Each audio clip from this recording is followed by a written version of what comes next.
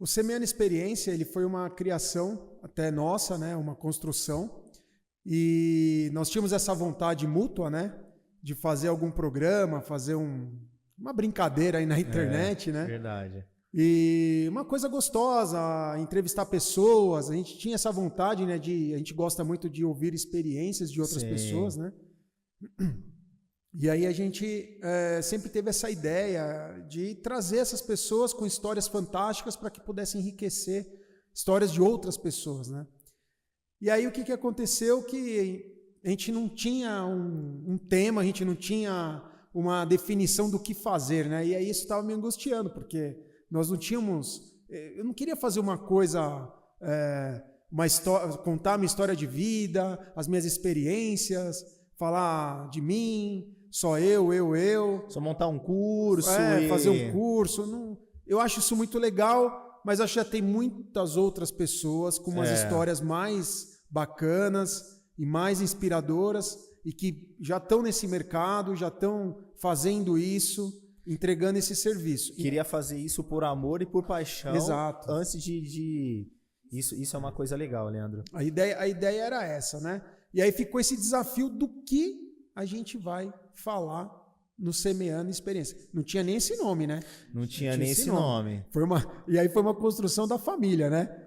O filho fez o logo, faz o curso de inteligência artificial, aí usou a inteligência artificial para poder ajudar a gente, né? Aí um amigo, ele indica, pô, Vini, parceiro, quem vai ter a gente vai entrevistar o Vini. Vai entrevistar o Vini. 23 anos de muita história. Muita história, isso aí. E aí o que acontece? Só que ainda faltava o tema, faltava o que a gente ia falar, o que nós iríamos entregar, né? Tinha uma ideia, tinham pessoas, quer dizer, a gente tinha tudo, faltava a ideia. E aí, numa noite, eu tive um sonho, uma revelação, que eu deveria abordar o tema, na verdade, né, a minha história, né, que eu tive com meus pais. E bateu muito forte em você, né? Esse assunto mexe muito comigo, né? Até porque a gente vai ter a oportunidade de conversar agora, mas você viveu isso na pele, né? Vivi na pele. Então, me veio muito claro de que nós deveríamos falar sobre os desafios da terceira idade, os desafios do envelhecimento, né? E, enfim, e a gente abordar esse tema, mas de uma forma que nós trouxéssemos também pessoas que estão nessa faixa etária para que elas contem as incríveis histórias que essas pessoas têm e mesclar com episódios, com entrevistas, com personagens, com com profissionais, né? Que possam entregar a essas pessoas um pouco mais de qualidade de vida, né? Eu perguntei pro Leandro, a pessoa começa a envelhecer a partir de qual idade? Exatamente. Porque assim, a preocupação que as pessoas têm é o seguinte, mas eu tô novo, eu não preciso me preocupar, mas eu acho que o envelhecimento ele começa quando a gente nasce. A gente nasceu, um dia de vida, a gente está mais velho, 2 dias, 3 dias, 1 mês, 1 ano. Então, esse envelhecimento, ele é constante. Então, se nós pensarmos dessa forma, nós vamos saber que precisamos estar preparado para o envelhecimento que acontece rotineiramente, né? Você está mais velho a cada minuto. Então, é uma coisa meio que lógica. Só que na correria, nas coisas do dia a dia, a gente negligencia isso. Então, deixa isso de lado e vai indo, e vai tocando. E como a gente vai tocando? Né? Mais estressado, mais nervoso, não se alimenta. E aí a conta chega. Como que a gente está se preparando? Como nós nos vemos daqui 20, 30, 40 ou 50 anos? Né? A gente até brincou aqui um pouquinho antes, né? Vini é um meninão, 23 anos. Exatamente. Maverick Top Tier, não é 23, assim? 23 anos de muita história aí, ó. Top Tier, Top Gear, né? Placa preta ele. Placa preta. Então, assim, o cara 23 anos, vai passar na cabeça dele se preocupar com alguma coisa lá na frente? No máximo aí uma previdência. Mas que no andar da carruagem, nem sei se vai ter. E foi que nem a gente estava conversando também, né, Leandro? Hoje, daqui a um certo momento, vão ter mais idosos do que crianças. E dentro da quando as pessoas elas vão começando a envelhecer, existem fases também de envelhecimento, né? Sim. Então, se a gente for parar para pensar que as pessoas estão vivendo entre 80 até 90 anos, então olha o tanto de tempo que tem para a pessoa usufruir da vida ali, né? Isso aí. As gerações mais novas, a previsão é que elas vivam até os 100 anos, 110 anos. Então, nós vamos ter uma população com 100 anos, muito maior do que temos hoje. Hoje já temos muitas pessoas nos 100 anos, mas no futuro vão ser muito mais. E assim, qual que é o detalhe? Em qual qualidade essas pessoas vão chegar aos 100 anos? Parte financeira pesa, saúde, familiar. Exato. Né? Porque você vai chegar como? Na verdade é o seguinte, a coisa é muito complicado, porque assim, você vai chegar com que qualidade? Como vai estar a sua cabeça? Como vai estar o seu físico? Como vai estar o seu financeiro? Como a sua família vai estar preparada para o seu envelhecimento, seus filhos? Você toca esses temas com eles? Então, assim, eu aqui em casa, depois que eu tive essa vivência dos meus pais, os meus filhos são preparados para isso. E eu até brinco com eles, cara, se eu chegar na minha velhice e não te der trabalho, vocês já ficam felizes, não precisam esperar nada de mim. Um carro, nada, porque, cara, se eu puder só não te dar aquela preocupação, né, se eu tiver uma saúde mais, né, legal, tal, né, uma cabeça boa, né, você já vai ter uma vantagem enorme. Então, ô Leandro, eu sei que foram várias fases, mas teve um momento em questão com os seus pais que marcou muito na sua vida, no cuidado que você teve com eles, que ficou muito marcado, cara, isso aqui é uma coisa muito importante, alguma situação, talvez se você não quiser citar, mas que marcou muito para você e que você falou, isso daqui é uma coisa que eu preciso levar para as pessoas. Então, quando me veio esse tema à mente, né, que eu até te liguei no dia seguinte, falei, Pablo, descobri. Já sei o que a gente vai fazer. Veio um filme, um flash de várias situações, entendeu? Eu sou caçula de 5, como você falou. Meus pais são pessoas que vieram da Bahia, vieram para São Paulo há muitos anos atrás, com meus irmãos.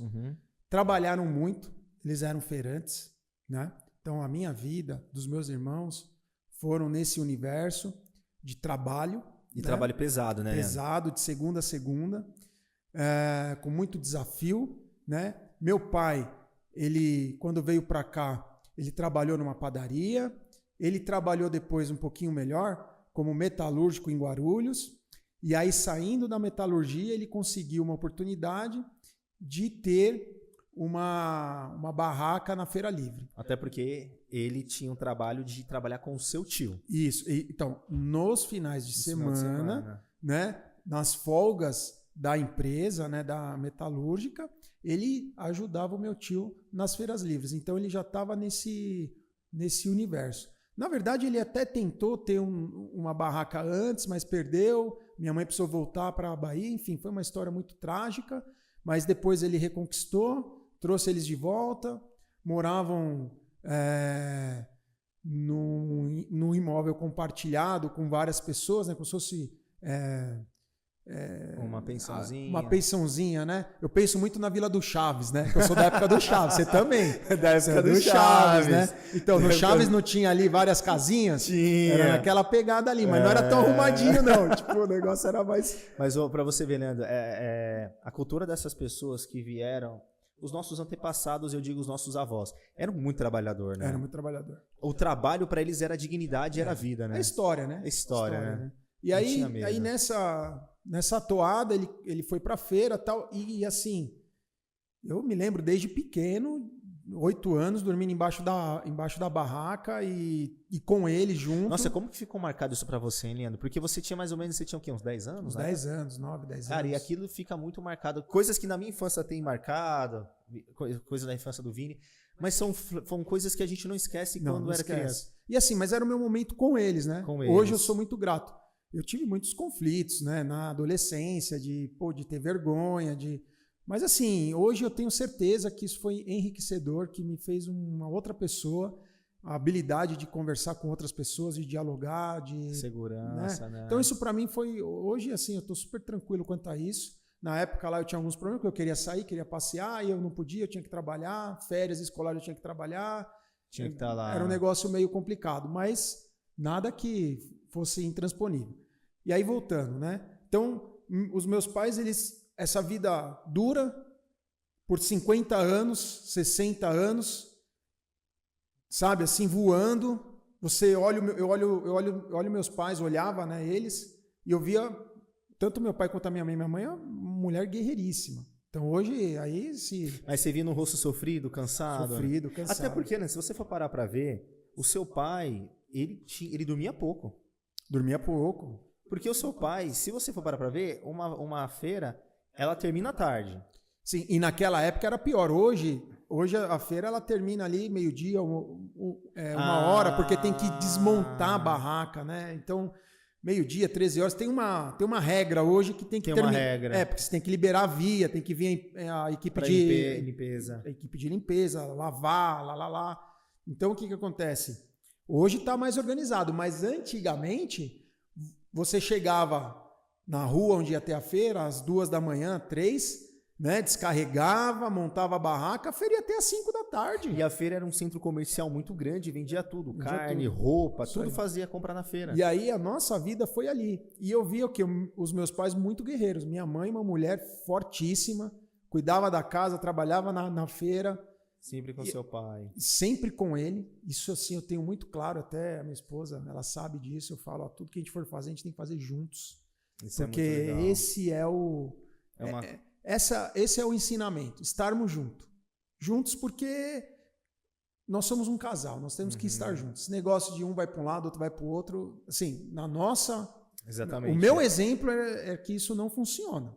Então, o meu exemplo é ali, aquele casal com mais de 50 anos de casado, um apoiando o outro, um estando com o outro. Verdade. Tá? Então, assim, eu uso isso comigo, eu e minha esposa.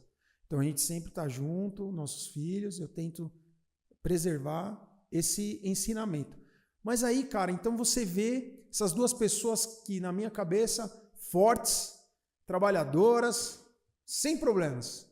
E aí eu começo a ver eles com problemas de saúde.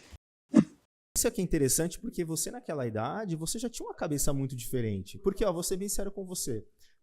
Você cresceu na feira, na verdade, assim, você, né, teve a sua infância na feira. Esse relacionamento que você teve com seu pai foi em questão por ser feirante e tudo. Então, esse insight, você acha que, nós vamos voltar nessa história, mas você acha que o diferencial de você conseguir ter essa maturidade, de você, puxa, tô indo trabalhar para obter conhecimento, você acha que veio de alguém? Foi alguma inspiração ali perto sua? Olha, eu vou te falar assim muito claramente, né? Na verdade, essa inspiração foi interna. Tipo, foi uma necessidade. Foi um dom. Você acha que o senhor... Pode ser. Hoje eu acredito, claro, pode ser não. Tenho certeza que eu fui guiado para esse caminho.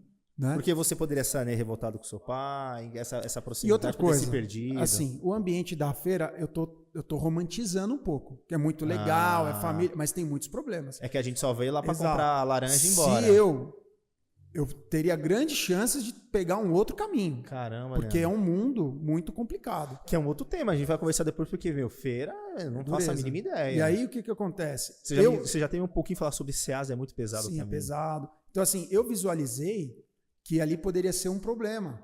E, assim, eu dei uma olhada, assim, de longe, e falei assim, pô, primeiro eu tô tendo muito conflito interno, aqui na família. Então, mais uma família aqui, para depender, vamos supor, você tem lá 10, você começa a tirar... Dividir 10 era para 1. Aí começou a ser 4, começou a ser 5. Você divide, o rendimento é o mesmo. E na feira estava acontecendo o quê? Então, o rendimento estava caindo. Então, eu estava meio atento a isso. Mas eu tive que ter essa decisão, né? Não foi fácil, né? Então, quando eu entrei no direito, eu falei assim, poxa, eu não tenho sobrenome, eu preciso fazer o meu sobrenome. Então, sobrenome. Eu tenho que começar desde do primeiro mês de faculdade, eu preciso ter um estágio. E eu fui. O primeiro estágio que eu fiz foi no Juizado Especial de Santa Amaro. E aí eu fui fazendo, passei em escritórios e fui fazendo. Pegando experiência. Exato. E aí o que acontece? Quando eu cheguei pro meu pai e falei assim, pai, quanto você tá, o primeiro mês, filho, quanto você ganhou? Nada. Aí foi um pau desgraçado, porque, então porque você poderia estar ganhando na feira. Ele falou, então para, vamos trabalhar comigo que você ganha muito mais. E os meus irmãos, nesse momento, meio que, você só está estudando, não está ganhando sua grana, então teve um conflito, né? Mas assim, aí vem a mamãe. Aí a mamãe deu uma passada de pano e eu tive uma outra mãe, que se chama Fátima, que é a minha irmã mais velha, que é a precursora da minha família em relação a estudo. Dos 5 irmãos, quando eu fui para a faculdade, só ela tinha seguido esse caminho. Que foi um fruto ali também. Exatamente. Que saiu dali. Então, e ela, sim, foi sempre aquela pessoa de que sempre insistia em que todos estudássemos. Até eu te confesso, quando eu era mais novo, a Fátima vem em casa, lá vem ela de novo. Vai falar de prova, vai falar, entendeu? Mas tudo hoje eu sou grato a isso que ela fez. Porque se não fosse isso, ia ser complicado. Então, assim, ela era uma educadora, ela fez história na USP, ela passou na USP, foi diretora, coordenadora, trabalhou na DRE, na Regional de Ensino. Uma pessoa que tem que estar aqui com a gente um dia. Ela é fantástica. E aí, ela também foi a pessoa que, junto com a minha mãe, me deu aquele incentivo de que, cara, você tem que se virar. Pai, dá uma segurada aí, porque o menino está estudando. E a sua mãe ali, com a parte mais emocional, coração... Puxa, te deu uma grande proteção para você ir, porque era difícil, eu imagino, para você combater com o seu pai, porque ele estava vindo na razão, né? Ele não tinha a visão ampla. O que eu consegui fazer nessa época foi conseguir uma bolsa de estudo pelo centro acadêmico, uma bolsa por mérito. Por mérito, né? Por esforço. Mas eu consegui, porque naquela época não tinha aqueles financiamentos estudantis ainda. Então tinha algumas bolsas que o centro acadêmico dava. E a Unip da Vergueiro tinha um centro acadêmico. Legal. E eu consegui, no meu primeiro ano, a bolsa foi 100%. Depois isso foi caindo, e aí eu tive que me virar. E aí eu fui para cima. Então, assim, nesses 2 primeiros anos de faculdade, teve todo esse conflito, né? E aí o meu conflito interno... A questão de saindo da adolescência para uma responsabilidade maior, né? A questão de trabalhar para mim não era um problema, porque eu trabalhava na feira. Você trabalhava na feira, você trabalhar então no fórum, problema. Tudo bem. Você fala, nossa, é terrível. Sim, é muito terrível, mas na feira é muito pior. Exatamente. Então você está no ar-condicionado, de boa. Já foi um upgrade, assim, tipo, fenomenal. E aí eu falo que uma coisa aconteceu na minha vida que mudou a minha rota completamente. Foi quando eu conheci a minha esposa, a mãe dos meus filhos. E ali eu tive a minha rota realmente ela mudou, porque essa mulher é fantástica. E eu já soube disso assim que eu a conheci. E aí eu tive o prazer de conhecer os pais dela, e os pais dela já tinham eles eram batizados numa igreja, que é a mesma que a gente frequenta. Exatamente. E você tinha mais ou menos, Leandro, por volta de uns 23 anos. Não. Mais novo, Leandro? Mais novo. Recalculando as ideias. Você vai entender o que eu estou falando. Recalculando a ordem dos fatores. Né? Vamos falar assim, eu entrei na faculdade dos 17 para os 18. Você entrou cedo. 2 anos de faculdade, eu estava ali na casa dos 20, 21. Foi aí que eu a conheci, né? E nós nos batizamos na igreja, juntos, né? Juntos. Mas aí os pais dela já eram batizados. E aí teve uma coisa muito engraçada, né? Quando nós voltamos, ela voltou, né? Os pais voltaram para a igreja, que eles estavam um período de férias da igreja. E aí a gente começou a namorar e tal. E isso foi muito engraçado, porque foi uma passagem muito surreal, assim. O pai dela chegou e falou assim, domingo a gente está na igreja, eu quero ver você lá. Porque as reuniões são só aos domingos. E aí eu falei, nossa, complicou. Porque tinha feira. Eu tinha que ir para a feira, né? E aí, mas a minha eleita, a feira, o que eu faço, né? Não, e o horário da feira, horário de manhã, e a reunião é de manhã. Qual senhor nós vamos servir? E aí ela até comentou, né, que ela falou assim, duvido que ele vai estar lá, né? Ele não vai estar lá, não. Rapaz, eu cheguei antes deles. Nossa. Foi aquela decisão mesmo. Falei, não, tem que ir. né? Pelo menos dá essa boa imagem aí, né? Não, e assim, e se você for parar pra ver, ô Leandro, um rapaz de 20 anos, no auge da faculdade, que poderia ter outros objetivos, outra experiência, porque você poderia, em questão, protelar e focar muito na sua carreira. O que você, lógico que você trouxe, e eu acho que é muito importante porque embasa muito a questão da sua vida e sua história. Qual que foi o despertar que naquele momento você sentiu que você precisaria ter uma companheira e uma pessoa? Você sempre teve essa base dos seus pais de você querer? Ou foi algo que despertou e você sentiu que a Kelly foi uma pessoa especial que veio para te agregar bastante? Então, porque assim, ali naquela fase dos 17, 18 é complicado, né? Entendi. E eu não tinha essa experiência de religião. Sim. Lembra? Minha vida era feira. Então teve não tinha tempo de religião. Desafiadores. Então, assim, era uma coisa muito complicada. Mas eu sentia que muitas coisas precisavam mudar na minha vida, né? Então, bebida... amigos, festas e tudo. Amigos, assim, cara, eu sempre fui muito amigo e eu preservo muitos desses amigos até hoje. Legal. Isso nunca foi um problema pra mim. Eu sempre soube separar e eles sempre me respeitaram. Sim. Quando também eu tive aquela virada, né? Mas nunca tive muito esse problema com relação aos amigos. Uhum. Eu sempre soube olhar os meus amigos e respeitar as decisões dele e não me envolver no que eu achava que não tinha que me envolver. Sim. Então, isso pra mim sempre foi muito tranquilo. Mas questão de bebida, de influência... São coisas que na época, na idade dos jovens, acaba... Exato. E eu não tinha uma orientação. Não sabe o que era o certo e o que era errado. Eu não tinha uma percepção. A minha percepção era outra. Era outra. Né? Era de uma coisa mais... que era normal, tal. Sim. Então, assim, meu pai e minha mãe sempre eram ali no riscadinho. Mas... o entorno não era. Não era. Então, e aí nesse meio tempo, aí 17, 18, 19, aí eu conheço a Kelly, e no que eu conheci a Kelly, a gente já namorou muito rapidamente. Tipo assim, eu senti que ela era especial. Então foi também um desejo interno, né? Eu confesso que em algum momento não sabia que isso era uma oração, mas eu perguntei para Deus, né, se eu teria uma pessoa bacana ao meu lado. E na sequência eu conheci a Kelly, então acho que foi uma resposta, acho não, né? Com certeza. Eu tô até hoje com ela, né? Com certeza. Então, eu tive essa experiência e assim, foi um encontro de almas, né? Uhum. Ela disse que não, né? Mas eu acho que ela se apaixonou à primeira vista, né? Se complementam, né? Menino lindo assim, ela falou, nossa.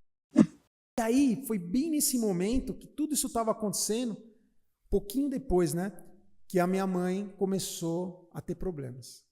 Por exemplo, com a diabetes. Em um dos episódios, a minha mãe tinha um problema de varizes. E ela foi fazer um tratamento a laser na época, que era, sei lá, na época era inovador, e um médico vendeu essa solução para ela. E só que eu, na minha opinião, tá, não sou médico, mas eu acho que foi um pouco equivocado, porque ela tinha diabetes, acho que não foi avaliado essa questão, né? Não foi feita não viu essa esse análise, esse detalhe. E aí passou isso aí, né? E aí o que aconteceu? Aonde foi feito os pontos do laser na varize, todos esses pontos viraram uma ferida. E essa ferida foi aumentando, e não cicatrizava. Chegou um ponto da perna esquerda dela ter 2 feridas, uma de cada lado da batata, que se elas estivessem em sincronia, o médico falou que dava para ver, varava a perna dela. É que uma estava mais para baixo, a outra mais para cima, mas estava tão funda, né? E aí, cara, ali me despertou uma outra coisa, porque eu falei, rapaz, mas e agora? E assim, nessa época, eu estava no escritório na Paulista já tinha conseguido... né, trabalhei no Tribunal Regional Federal, no gabinete da desembargadora Alda Basto, que ali foi onde eu tive a entrada no direito tributário. Que foi quando... ali eu adorei essa matéria, porque eu passei por vários estágios. Quando eu olhei o tributário, eu falei, nossa, eu me identifico com isso aqui. É um negócio que é de pensar, de estudar, eu gosto muito de estudar, e eu sou um advogado às avessas, eu gosto de número, eu gosto de matemática. Então aí conversou e eu fiquei muito feliz. O doutor Alda Basto também foi um anjo na minha vida, me ajudou muito, me incentivou, né? outras pessoas do gabinete, o Paulo, outras pessoas que eu tive contato, eu não vou ficar falando nomes que eu posso esquecer de vários, e aí vai ser injusto comigo, né? Com essas pessoas, eu vou ser injusto com elas. Me ajudaram muito, né? E aí, só que assim, teve aquela questão da grana, meu pai começou a dar uma rateada, eu precisei ir para um escritório maior, aí tive que passar para a noite. É muita dificuldade. Você começou a estudar à noite? Comecei pela manhã, mas tive que passar a noite para ter uma bolsa estágio maior. E aí passei em alguns escritórios, cheguei no escritório tributário na Marcondes, onde eu queria, né? Foi uma luta para entrar lá, eu consegui. E aí, nesse escritório que minha mãe teve esse problema das varizes.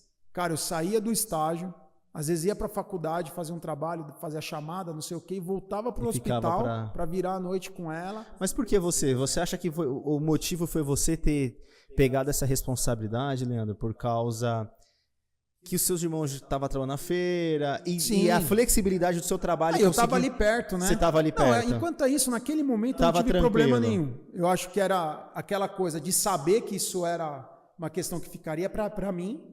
Como eu sempre te falei, claro. Eu tive muito suporte deles. Meus pais, por mais simples que eles me pagaram um colégio particular. Eu estudei lá no Magister, lá na Sabará, durante anos. Foi muita luta eles pagarem aquele colégio, eu sei disso, entendeu?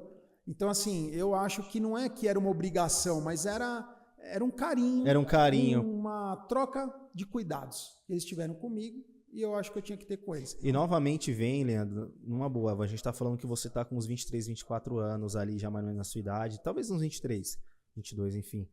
Mas você tinha realmente essa preocupação com seus pais, né? Eu acho que nem chegava nos 23, não. Essa fase aí estava ali no 21. Porque um jovem nessa época, 20, ele estava pensando em outra coisa. 20, 21, por aí. E aí o que acontece?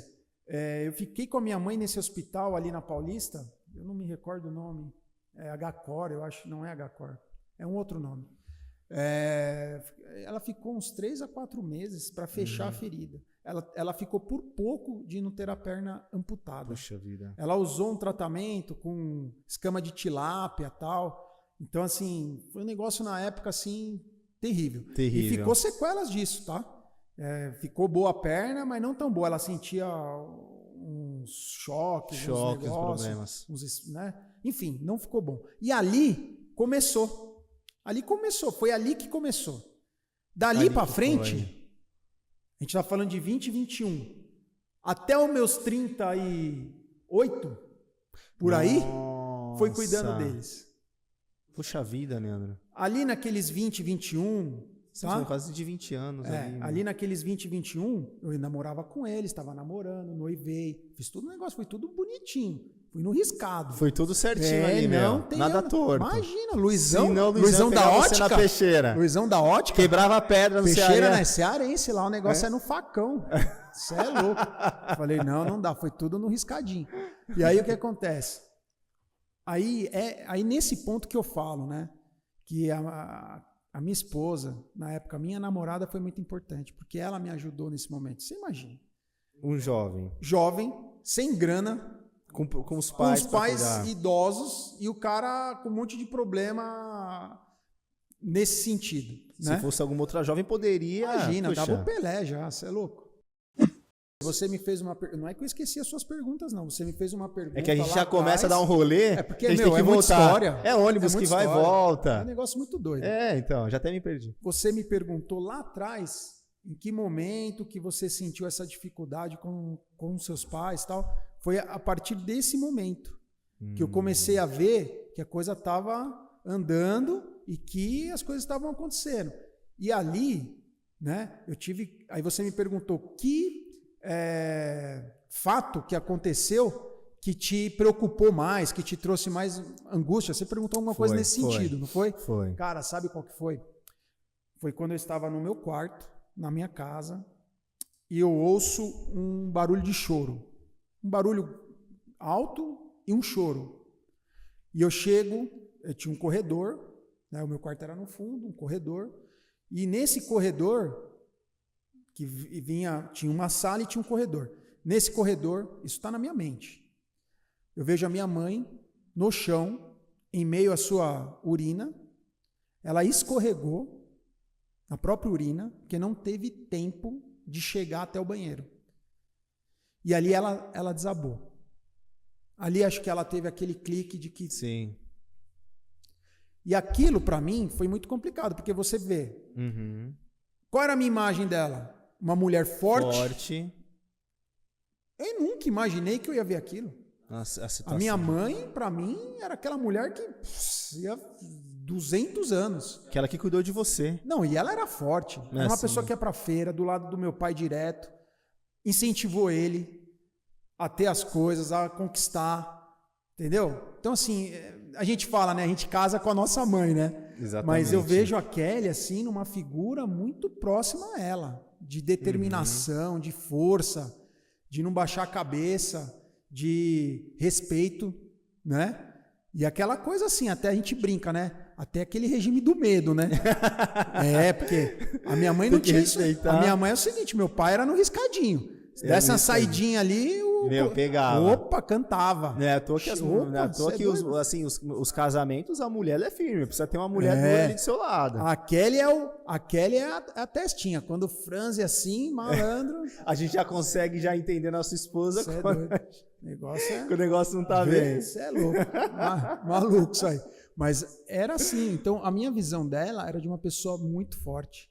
E na hora que eu a vi no chão, chorando, aquilo para mim foi devastador. Eu peguei ela, falei, mãe, calma, mãe, vai dar tudo certo. Não, mas você vai ter que limpar isso aqui, imagina, porque tinha aquela coisa, o filho homem fazia isso. Puxa, com certeza. Peguei ela, levei até o banheiro, falei, fica aqui um pouquinho, fui lá, tal.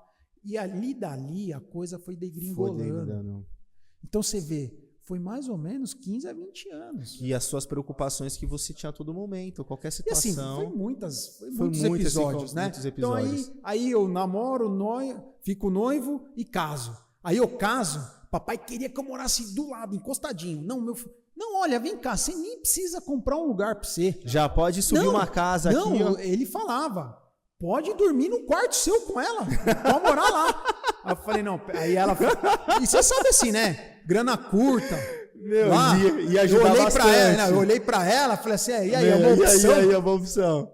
Ela já franziu a testa. Quem casa quer casa. Quem casa quer casa. Já foi sábado nisso daí, já, cara, né? E isso é uma outra passagem, né? Que foi aí que eu comprei o meu primeiro apartamento, sem a ajuda do pai, né? Que meu pai me ajudou a comprar um outro, que até futuramente ele foi morar lá. Sim. Mas eu comprei, sem a ajuda dele, foi esse primeiro aí. Esse primeiro. Lá na Ziquituma, perto da Pedreira, né? Perto da Pedreira. E eu era estagiário, lembra? Estagiário de direito. Eu já comprei esse meu primeiro imóvel, porque eu achei que era importante. E ela me apoiava, né? Na fé, o passo da fé. Malandro, eu ganhava R$600, a parcela do apartamento era 300 e pouco. Pô, eu já tava ali já. Era no riscado. E aí eu tinha que, né, tinha mais a faculdade, as coisas e tal. Aí melhorou um pouquinho o salário, foi para R$1.000. Aí teve uns bônus que eu ganhei lá no escritório. Mas esse passo da fé casou, meu amigo. As coisas foram dando certo, né? Mas a gente decidiu comprar esse apartamento porque tinha essa questão de que a gente já pensava em casar. A igreja, você sabe que ela incentiva que as pessoas não fiquem namorando muito tempo. A gente tinha que casar. Não é que tinha, a gente sentia esse desejo. Até e a gente se amava, a gente queria. E a gente tem alguns princípios, e tinha os princípios. É que a gente coloca de um jeito, o público geral vai achar que era uma coisa obrigada. Que vinha o bispão, e aí, casou?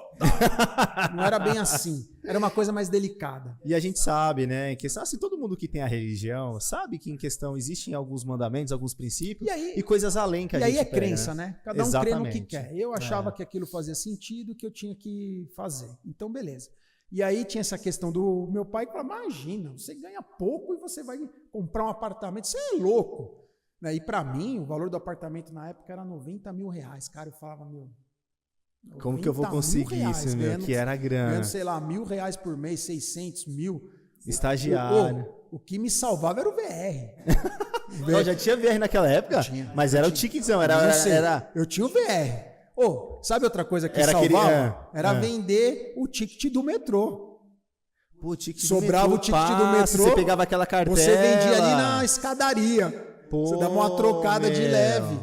Ia como? Você Ia é como? louco. Ia de ônibus, pegava uma linha só. Ônibus, metrô, depende, porque eu morava na Sabará, né? Ali Pô, na e o Igreja VR, eu Verde. vou falar pra você, deve ser o quê? Por dia uns R$3, até A menos. gente dava os nossos pulos, Dava né, os Pablo? pulos, Não meu, tinha dava os jeito. pulos.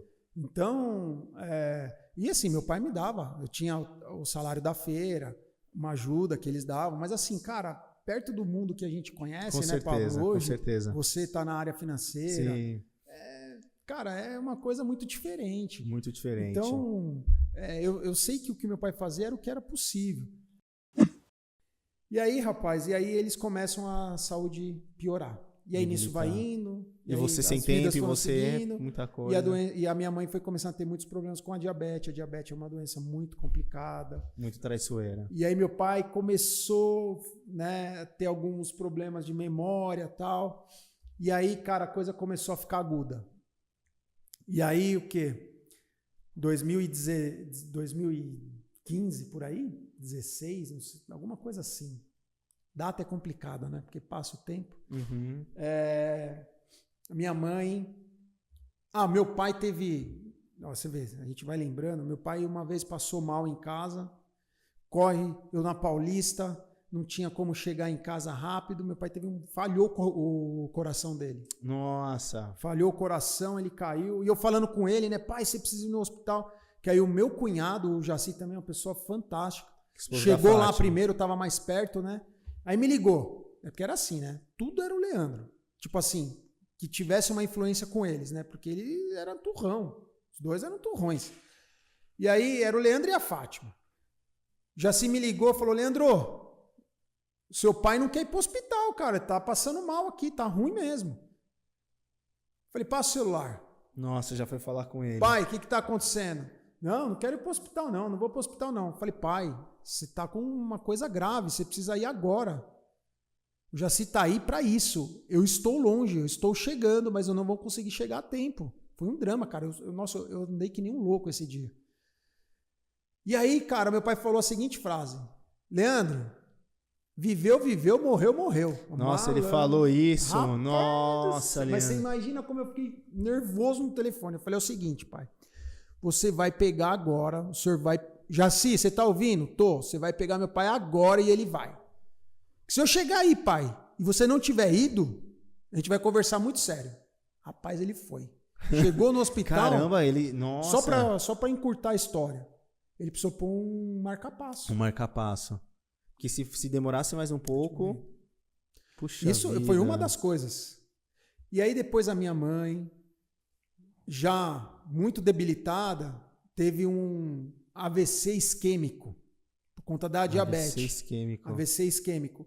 E ficou meio acamada e perdeu a visão. Puxa, mas a visão por completo? Ou mas assim, parcial? você fala assim, pô, ela teve um AVC, mas nesse período do AVC, meu pai teve essa questão do marca-passo. Meu pai tirou um tumor da cabeça que não foi para dentro, foi para fora. Aí a minha mãe passou no hospital várias vezes porque dava esse problema da diabetes, ela ficava ruim, ia para o hospital e melhorava. Minha mãe tinha uma pressão altíssima que nem os médicos entendiam. A diabetes dela dava picos enormes de 500. Era assim, a minha mãe era um caso de medicina a se estudar, porque a diabetes dela era altíssima, tinha picos altos e baixos. E ela tinha uma pressão de 25 por não sei o quê. Era um negócio maluco. Caramba, né? Então, assim, era idas e vindas de hospital e a família se mobilizava e eu sempre ali na vanguarda, a Fátima na vanguarda. Então, assim, cara, isso é uma história que dá, assim, por horas. E aí, quando você fala do AVC isquêmico, que ela perdeu a visão dela, já passou uma linha do tempo traumatizante para a família. Não só para eles, mas para o entorno. E ela perdeu a visão completa? Perdeu a visão completa. Caramba, Leandro, olha outro desafio. E aí foi o problema, porque assim, eles moravam numa casa. Para eles irem para o apartamento que meu pai me ajudou a comprar lá no começo, né? Já foi uma luta, porque eles não queriam sair da casa. E do apartamento, o que eu faço? Que meu pai, nesse momento que a mãe perdeu a visão dela, o Alzheimer começou a se manifestar muito forte. Nossa, então Então eles ficavam no apartamento lá Eu ainda deixei eles lá com cuidadores, com, né, pessoas que cuidavam, a neném, a dona Elza, que eu falei que são 2 anjos. A neném é uma enfermeira vizinha, que também já tinha uma idade, mas mais nova, ela cuidava deles, uma pessoa fantástica, que eu amo de paixão. Mas assim, cara, chegou dias que o zelador me ligava e falava, Leandro, tá com cheiro de gás aqui na sua casa. Nossa, esqueceu ligado E aí eu falei, meu, aí que é o problema. Porque aí eu já tava pondo em risco outras pessoas. E aí eu tinha uma responsabilidade. E eu não, mas a família como um todo. E aí foi o problema, porque aí a gente teve que arrumar uma casa que pudesse acolher-nos, né? Que pudesse... E aí foi uma outra epopeia, uma outra via crucis, porque aí nessa Fátima me acompanhou, rapaz, a gente visitou aí uns 30 estabelecimentos, sem brincadeira. Desses 30... Mas estabelecimento que você fala em questão de... Estabelecimento de cuidado. De cuidador para idosos. De idosos, porque eu já não conseguia, porque em casa eu tinha que fazer tipo um mini hospital, eu tinha que ter 3 turnos, e assim... E aí, nós éramos em 5. Mas assim, todo mundo com as suas lutas. Todo mundo com o seu Eu acabava dando um suporte maior. Ok, tudo certo. Tá? Mas eu não conseguia fazer mais do que eu já fazia. Né? Então, e aí, cara, tiveram vários problemas. Tipo, o negócio deles começou a declinar por conta da própria dificuldade, né? E... Até porque também a feira foi perdendo força, muitas coisas foram acontecendo também, né, Leandro? Então a gente vê tudo isso acontecendo e assim, a feira era a vida do seu pai, os seus irmãos começaram a ter que tocar e também já não é mais a mesma coisa. Então, assim, muitas coisas tiveram acontecem. muitos dramas, né? Então até alguns arrependimentos eu tive de não ter tido uma postura mais enérgica na família, de falar, não, agora vamos já fazer a sucessão, porque esse é um outro tema que a gente vai abordar mais para frente, a sucessão dos negócios, essas coisas. Eu dei uma vacilada nisso. Mais para frente eu tive que ser até mais duro para isso poder acontecer. É por isso que a gente está aqui, porque pelas experiências que a gente passou, para as pessoas não passarem, né? E aí, cara, nesse momento aí de meu pai sem a renda praticamente, a gente tinha uma renda de locações de algumas coisas que eles tinha que complementar outras coisas e tinha a aposentadoria deles que era muito pouca. Né? Exatamente. Trabalhou a vida inteira. E não contribuía. E contribuía muito pouco. Muito pouco. Antigamente não tinha essa ideia do autônomo contribuir. Até exatamente. Não tinha nem código para fazer isso. E não tinha essa orientação dos contadores, etc., né? E dos profissionais, enfim, nem eles tinham essa preocupação, né? Então, rapaz, assim, é muita história. E aí ela ficou com esse problema de visão, a gente teve que procurar esse estabelecimento. Né? Desses 30 que a gente visitou, 25 era descartável. Era assim, lastimável. Até precisa ter uma política pública de acompanhamento desses locais, porque não é possível ter tantos locais abertos. A gente via problema de higiene, via problema de... Sabe assim, era um negócio terrível. Dos 5 que sobraram, aí era bolso. Era o que entrava. Então tinha o Cora, que era muito bom ali em Moema, mas é bem caro. O custo era muito mais alto. Muito caro. E aí a gente foi vendo alguns, e aí, rapaz, eu tinha aquela coisa... E aí tinha outro problema. Tinha estabelecimentos que só aceitava mulher. Nossa, não sabia. Outros só aceitava homem. Não podia estar o casal junto. Mas aí o que acontece? Meu pai e minha mãe, inseparáveis. Não tinha como. Viveram junto muitos anos, como que ia separar? A minha mãe, ela foi primeiro para um estabelecimento, porque a gente achou um lugar bacana. E ela foi primeiro. O meu pai não conseguia, simplesmente não dava. Nossa, Leandro. E aí eu tive que conversar com o proprietário, que se chama Leandro também, Qualitá, salvo engano, né?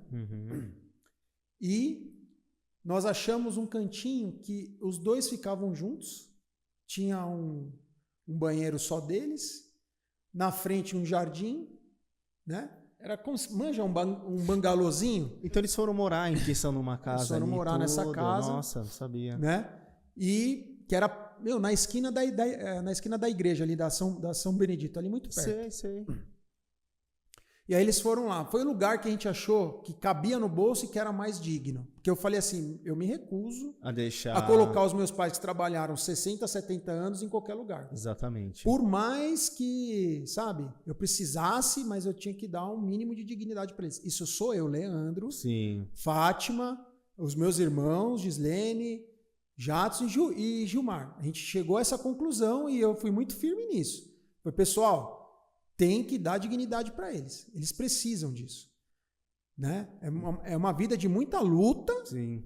Migrar da Bahia para cá, trabalhar no fundo de uma padaria, trabalhar numa metalúrgica, trabalhar 50, 60 anos numa feira livre e chegar no fim da vida, não, sabe? Exatamente. É complicadíssimo.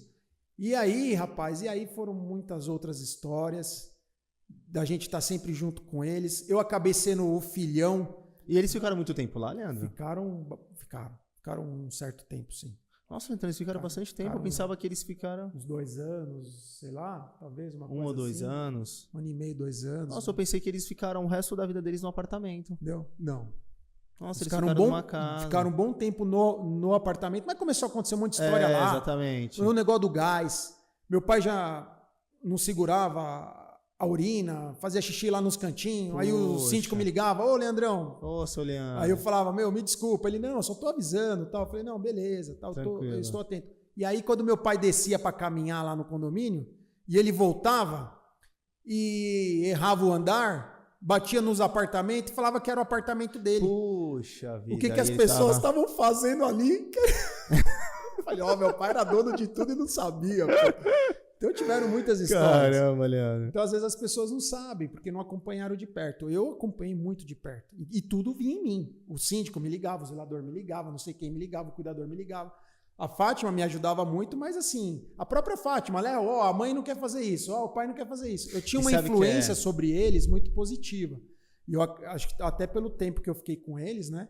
Eu acho que eu acabava sendo aquela pessoa que, olha, pessoal, vamos colaborar? Sim. E esse trabalho, Leandro, por isso que é interessante quando a gente analisa. A sua história se baseou para que a gente possa estar nesse momento agora, né? A sua experiência, a sua inspiração para que a gente possa ajudar outras pessoas. E a minha ideia que hoje é nossa, tá? Não é mais minha, é nossa. Porque você está aqui, depois você vai falar um pouquinho de você e tal. Eu vi que você poderia ser um grande comunicador, ser um cara espontâneo, um cara diferenciado. E eu falei assim, poxa, dá para extrair alguma coisa junto com ele. E hoje não é mais a minha, é a nossa. Eu quero que isso fique claro. É o nosso projeto. Para quê? Para que ele cresça, chegue no maior número de pessoas possíveis e que essas pessoas possam ter um divisor de águas, tanto na sua vida pessoal quanto do cuidado com os seus pais. E que as pessoas que não tenham pais ou que têm algum problema com o pai abandonou, etc., que não tem aquela dificuldade emocional de chegar até os pais, mas que elas tenham consciência de que elas também vão envelhecer. Exatamente. E o que elas têm que fazer para ser diferente, né? E aí eu tenho assim, eu sou um cara que sempre sonhei muito grande. Né? Mas grande, você fala assim, grande de ser milionário? Não é esse sonho. Exatamente. O meu sonho, eu sempre falei isso para os meus filhos, para minha esposa, para o meu pai e para minha mãe. O meu sonho é que o meu sobrenome seja reconhecido de uma forma positiva. Sim. Na igreja a gente tem a obediência à história da família, né? Que é um respeito aos nossos antepassados, que casa muito com respeito aos nossos pais, né? E em pesquisas dos nossos antepassados, eu descobri que eu tive na família escritores, políticos, proprietários de fazenda. Então, assim, histórias que eu vejo nos registros de que hoje eu compreendo muito mais o meu eu. E isso é fundamental, Leandro, porque vai muito de em frente que lá no começo da sua história, quando você entrou no escritório de advogados, que a sua família não tinha um nome muito forte, é o seu princípio que você quer deixar hoje, mas é um princípio diferente. E eu quero assim que não seja uma coisa só voltada para o financeiro. Sim. Lembra que a gente conversou? Exatamente. O objetivo aqui é ajudar o próximo. É fazer por amor. E disso, não sei o que vai vir. Exatamente. Mas eu quero que as pessoas tenham essa palavra de conforto, porque, rapaz, depois que a gente começou com esse projeto, o Semeando Experiência, o que eu cruzo de pessoas. Não, o que a gente hoje consegue identificar. Rapaz, e são dramas que todos vivem e eles falam, rapaz, você também passou por isso? Ou pessoas passaram.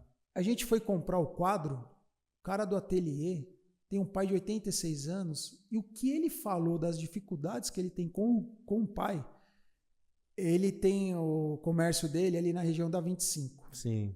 Eu amo a 25. 25 é tudo. E a minha esposa, então... É mesmo, Leandro? Não tem os Faria Limers? Tem, lá tem os 25. Ela é 25... 25. Ela adora. Ali é o comércio puro gente na da veia. Gente, né? Ali é comércio. Gente da gente, você falou gente, tudo. Ali é comércio puro. E aí o que acontece? Ele tá naquela região, tem linda a loja dele. E ele falou, poxa, meu pai mora a 6 quadras aqui e ele não consegue vir na lojinha aqui comigo. Porque as calçadas são esburacadas, que não sei o quê. Então, assim, coisas que, cara, passa desapercebido. Tanto que eu falei do projeto, ele pegou o celular e falou, ô menino, o Luiz Fernando, ele tava junto, né? Já tem essa ideia. Entra aqui que eu não sei mexer nesse negócio. Entra aqui, mas já põe aí que eu quero seguir vocês. E olha só, ele avisou, né? Eu vou comentar lá, hein? Eu vou dar sugestão, eu vou não sei o que. Eu falei, isso, mas por isso que a gente, inclusive, isso é uma outra coisa. O que a gente quer do público. Exatamente, já falar agora. Eu quero que vocês aí tragam suas experiências, façam sugestões do que a gente aborde aqui, porque aqui vai ser uma família. O Semeando Experiência vai ser uma família. São vocês aí, nós aqui e um monte de outras pessoas, tudo misturado para poder Não é à toa, Leandro, ajudar. Que quando a gente decidiu aonde nós iríamos gravar, nós temos a oportunidade de ter, né, um momento que a gente tentou trazer o máximo possível de um lar, de uma família, de uma sala, de uma casa, um acolhimento. Isso aí. A ideia é que as pessoas elas possam ter. Exatamente. E o Leandro trouxe um assunto importante. As ideias, os assuntos, os temas, as vivências, as histórias podem trazer para nós, né? Nós vamos deixar até um meio de contato que nós vamos já providenciar para que vocês possam trazer para nós, para que nós possamos divulgar, né, as histórias para que a gente possa conseguir chegar ao máximo possível de pessoas. Porque a ideia é isso. Quanto mais a gente acessar os lares, os celulares, os smartphones, vai ser muito enriquecedor, porque as pessoas vão se identificar. Cara, elas estão se identificando.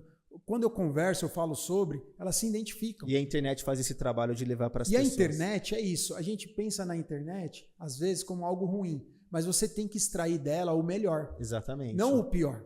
É o que a gente fala na igreja. Se não fosse a internet, a gente não tinha uma história da família tão avançada. Exatamente. Uma tecnologia que nos ajuda, o Family Search. Né? Muitas pessoas fora da igreja usam o Family Search e não têm ideia de que isso é um projeto vindo da Igreja de Jesus Cristo dos últimos dias. Olha essa história, para a gente não se alongar tanto, mas olha essa história especial. Eu tenho um primo, a parte de pai, eu não tive muito convívio porque eu fiquei muito mais com a parte da minha mãe. Porque o meu pai, ele veio do Nordeste, ele viveu aqui, não ia muito para o Nordeste, então eu não conhecia tanto. E aí, chegou no WhatsApp uma mensagem minha, e aí volta em questão sobre família, que um primo meu, ele fez um teste de DNA para saber a origem da família, pelo Family Search, que não é membro da igreja da qual nós pertencemos, e ele descobriu que pelas linhagens em questão da minha avó, que é minha bisavó, que é a avó dele, que nós somos primos. E ele me chamou no WhatsApp e eu descobri que ele era meu primo, descobri a história dos meus tios, dos meus avós que eu não sabia, descobri que meu pai, minha avó tem 13 irmãos, ele é um primo que eu nem desconhecia. Então, olha os vínculos que existem. E ele já foi muito longe. E aí o que acontece? Essas histórias, elas se misturam, os dramas se misturam, só que a gente também vai focar nessas pessoas que têm mais experiência de vida, o que elas viveram. Então, eu quero trazer essas pessoas aqui também, para que elas contem as suas histórias e nos enriqueçam. Exatamente. Né? Então, é um trabalho amplo. Né? É uma coisa que você vai falar assim, isso aqui é o meu hobby. Isso aqui vai ser... O que eu quero fazer? Não é uma coisa intimista. Eu quero que cresça, eu quero que isso aqui fique por gerações, que isso aqui seja um legado. Lembra que eu te passei aquele documentário do Brasil Paralelo? Que nós assistimos. Sobre os idosos? Sim. Nos Estados Unidos, que você fala um país rico de primeiro mundo, Poxa. Tem os mesmos dramas. E lá é um país rico. Aí eu fico pensando, e o Brasil? Como é que vai ser? Se lá eles têm essa dificuldade de não ter pessoas que cuidem, as famílias têm... Qual que é a dificuldade que a gente viu lá? Por exemplo, aquele dilema. Eu tenho que cuidar do meu pai, mas eu trabalho. E muitos largam o trabalho para cuidar lá dos pais. Divórcio, e aí qual que é o problema? Com família. Qual que é o problema? Larguei o meu trabalho, quer dizer, a renda do pai, o filho já ajudava, aí o filho larga o trabalho para cuidar do pai, cadê a renda? E aí? O Estado americano, ele ajuda, mas é que nem aqui também. Não dá para suster tudo. Não dá para suster tudo. E você vê, um país rico. Com essa inflação hoje como você agora... comentou. Aquele rapaz que acabou até separando, porque a esposa não conseguiu. E é um desafio muito grande mesmo. E aí ficou ele divorciado, cuidando dos pais, teve depressão, ficou doente. Gente, é um negócio que abrange a economia, cara. Abrange tudo. Porque você vê, o filho que era gerador de riqueza, o pai aposentou, você concorda? Sim. O filho que era gerador de riqueza, perdeu o emprego, não gera riqueza. E muitas políticas... Não paga imposto, e aí? E muitas políticas vê que o idoso ele não gerava em questão ganhos, receitas em nada. Então, é muito importante a gente fazer esse convite para vocês, para que vocês possam compartilhar o nosso canal, compartilhar as nossas histórias, os posts, porque eu tenho certeza que essa realidade que nós estamos, que o Leandro passou, que eu estou aprendendo, é uma realidade que vai conseguir chegar em muitas outras pessoas. E vai mudar vidas. Porque assim, do nosso convívio... Né? Eu estava na mesa de jantar com o meu sogro e minha sogra. E aí o que acontece? Sogros, né? Palavra plural é sogros. Que dá um nervosinho. Sim. E a gente estava conversando sobre isso. E o meu sogro está com 60 anos. E ele chegou e falou assim, mas tipo assim, já era. Eu já era, não tenho mais tempo. Aí eu falei, não, você tem tempo. Talvez não tenha tempo Jovem, de você fazer um planejamento previdenciário, previdência privada, né? Porque quanto mais cedo você começa, maior fica o bolo. Você contribui menos, mas o bolo... Tudo bem, Sim. Nesse aspecto até pode ser que você perdeu um pouquinho de time, tá? Mas, por exemplo, você está fazendo exercício físico? Você não precisa ficar o vovô maromba. Exatamente. Mas você está fazendo aquele fortalecimento de músculo, a sua alimentação tá bacana? Você tá se alimentando bem? A sua bem? saúde espiritual, mental, tudo sua isso. Saúde espiritual, mental, ela tá legal? Né? São outras partes da vida. Porque, cara, você precisa ver tudo. Corpo, alma e mente. Exatamente. Corpo legal, para quê? Para sua alma morar no corpo legal, que é o reduto, pelo menos... Pessoal, a nossa crença, tá? Né? Cada um tem a sua crença... E a nossa é essa, e aí eu vou falar muito, porque a minha crença, eu acho que é isso aí, eu tenho... Mas eu acredito, tá dentro Leandro, do meu, Leandro, mas do meu direito, né? Mas é porque hoje em dia é um mundo muito complicado. Às vezes você fala de crença, as pessoas se sentem ofendidas, mas aí é a minha experiência. Sim. Então eu acho assim, é mente, né? Alma, né? E o corpo. Exatamente. E a mente? A mente você está preparado para sua velhice. O que você está fazendo? Você está lendo bons livros? O que você está fazendo? E a gente hoje tem muitas doenças, muitos problemas de mente. E nesses próximos episódios que nós temos, né, Leandro, nós vamos trazer muitos profissionais. Então nós vamos aproveitar, já temos em questão pessoas como da área da saúde, que nem você mencionou, e para que possam acompanhar os próximos episódios, os próximos posts, para que vocês possam em questão estar conosco, né, e fazer com que a gente consiga chegar ao máximo de pessoas possíveis e trazer dicas para nós. Né, isso aí. O Pablo mesmo, né? Você tinha comentado Sim. que na mesa de família também você conversou com seus pais, né? Conta um pouquinho sobre isso aí. Foi muito especial, porque a minha mãe mesmo, eu sou filho único. Parte de pai, eu tenho meu irmão, né? E a minha mãe, e aí você começa a parar para pensar. Eu falei, mãe, quando eu contei o projeto para ela, e ela falou, puxa, vocês dois vão me deixar num asilo, né? Minha mãe se cuida muito bem e tudo. Mas a minha mãe é uma situação que ela nunca parou para pensar. Hoje, o meu avô, ele faleceu, minha avó é super ativa, mas quem cuida mais da minha avó é a minha tia, né? Então a minha tia tem essa responsabilidade. Mas se não tivesse? Então, você vê que na mesa da sua casa, na sua família, existe Já isso. teve um despertar. Já teve um Já despertar. é o segundo exemplo. Já é o então, segundo assim, exemplo. O meu propósito já foi alcançado. Primeiro, Exatamente. meu primeiro propósito era mudar a vida de alguém. Meu sogro começou a fazer academia, então já mudei. Uhum. Você já começou a ter um olhar diferente, que nem Já você estamos falou. juntos. Você falou o quê? Sou filho único. Filho único. A sua probabilidade... Seu pai e sua mãe é uma preocupação. Exatamente. Porque a probabilidade qual que é? De 50 a 50. Na minha casa era de 20. Quem que ia cuidar? Meu pai tinha 5 chances. O seu pai só tem uma. Tipo, E meu pai mora no Nordeste ainda. Seu pai morava aqui. Exatamente. Entendeu É isso a situação? aí. Então, assim, eu entendo. E eu sei que, assim, o Pablo, cara, é uma pessoa fantástica. É um comunicador nato. Eu brinco que é o novo Fausto Silva. Faustão, do coração. Mas muito... Mas o Pablo é um cara fantástico e eu acho que vai fazer muito sentido também na sua vai vida. Ser muito legal, vai ser muito o especial. Vini é um cara muito parceiro. É o cara Nossa, que tá ali atrás ali da câmera. O Vini é o coração. Coração e a alma desse negócio. Porque ali é o que pulsa aqui para todas as coisas funcionar, meu amigo. É o cérebro. E o Vini é um cara muito especial. Aqui, Vini, é um prazer enorme estar com você aqui. É um prazer enorme estar com você aqui, Pablo. Com certeza. É um carinho muito grande. As nossas famílias são amigas. Sim. A sua filha me ama e eu a amo. A gente está se vinculando tanto que cada vez que a gente se encontra, a gente está pegando cada... Um exemplo, o Vini foi através de um amigo. Isso aí. Que foi um amigo que te apresentou, né? O Delfino. Eu tenho pessoas inspiradoras na minha vida. O Marcos Rossi, que é um cara que a internet deve conhecer. É um cara que eu estudei. Ele nasceu com uma deficiência, ele nasceu sem os braços e as pernas, mas aí você fala, nossa, que coisa terrível.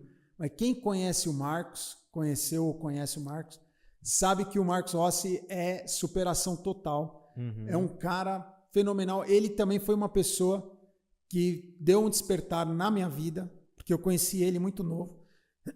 Eu estudava numa faculdade particular, obviamente tinham pessoas com muito mais grana lá, e eu tinha aqueles dilemas de que, eu vou sair disso aqui.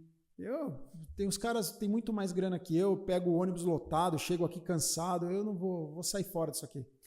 E reclamava pra caramba. Quando eu chegava lá e vi o Marcos lá, brincando, sorrindo, eu falava, o que eu tô reclamando? Porque eu peguei um ônibus cheio. Que idiota.